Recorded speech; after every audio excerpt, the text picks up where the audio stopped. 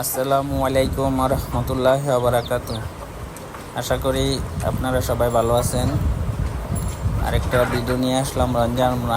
রমজান মাসে ভিডিও দিলাম অনেক পরে। এটা হলো আমার তৃতীয় বেচ।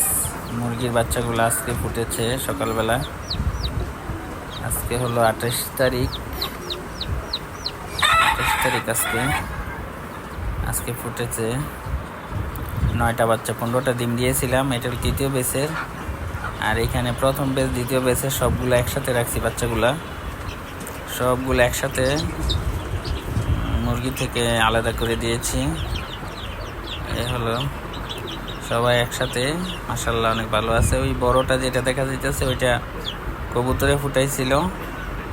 লাইজা আর ফার্মিটা এটার সাথে দেই নাই। ফার্মিটা অনেক দুষ্ট, তারে আলাদা রাখছি। ও মারামারি করে, ওদেরকে সবাইকে মারে।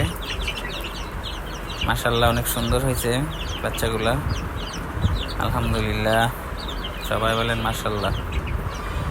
এটা হলো প্রথম বেচ আর দ্বিতীয় বেচের বাচ্চা একসাথে করে দিছি। 18টা ফুটছে, এখন 15টা আছে।